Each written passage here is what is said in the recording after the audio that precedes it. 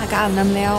เหลือเวลาอีกประมาณ1 ชั่วโมงก่อนเขาสิยังไปเกตบ่ฮอดชั่วโมงประมาณ45 นาทีแต่ตอนนี้บ่ฮู้สิเฮ็ดหยังคิดอยู่อยากฟ้องแนวกินกินแต่ว่ามันบ่เป็นทางออกที่ดีเลยจากบอนลาวน์ไปหาเกตทางที่เราสิบ่ไกลหลายเนาะอย่างจนหอบสำหรับลูกเราเกตเฮาแมน257ตอนนี้อยู่ชื่อ2535270ได้ก่อน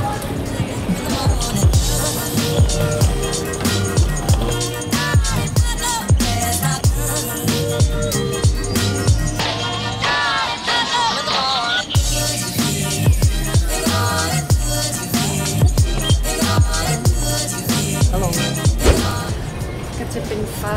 ที่ยืดยาวนะวันนี้เป็นเที่ยวสุดท้ายแล้วล่ะก็จะฮอตไฟดาว destination Black Creek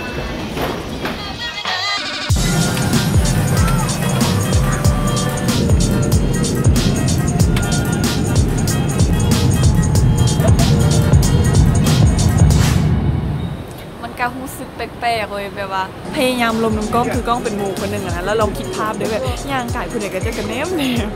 แต่บ่อาจเป็นอย่างเขาคิดถึงผลลัพธ์ไว้แล้วว่าเขาอยากให้มันออกมาเป็นแบบใดเขาจินตนาการภาพมันสิออกมาดีแล้วเขาก็ไม่ต้องอายว่าเขามีเป้าหมายที่ชัดเจนแล้วว่าเขาอยากให้มันเป็นวิดีโอที่เป็นแบบว่าเมมโมรี่เก็บเมมโมรี่ของเขาไว้แล้วก็เป็นวิดีโอที่อาจจะมีความพูดเน่หรือว่าอาจจะไร้สาระเน่แต่ว่าหวังว่ามันจะสามารถเอนเตอร์เทนคนที่มาเบิ่งได้เด้ออุ้ยพาไปดูห้องอาบน้ำข้างหลังไม่คุ้นแนวเมื่อข้างหลังไม่คุ้นแนวเลยเห็นมั้ยเฮ้ยเอียงก่อนสะสมแต้มไว้คนในนี้มีสะสมแต้มเลยบอกได้ของรางวัลเลยได้ดีคันสะสมแต้มนะเดี๋ยวหน้าเบิ่งเลยกล้องสั้นเปลี่ยนกล้องสั้นลูกเห็นสายไปได้แบบลูก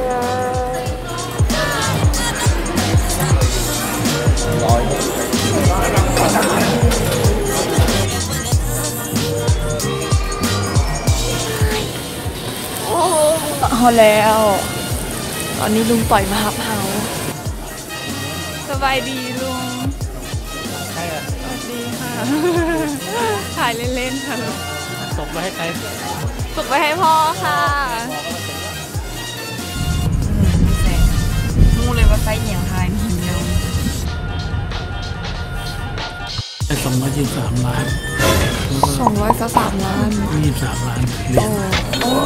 แล้วก็ซุปแล้วตัวนี้เป็นล้านถ้าเราได้เราจะซื้ออะไรดีคะลุง